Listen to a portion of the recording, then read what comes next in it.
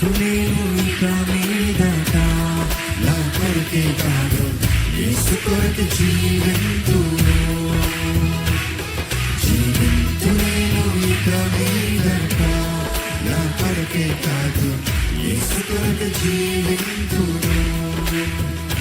నన్ను ప్రేమించిన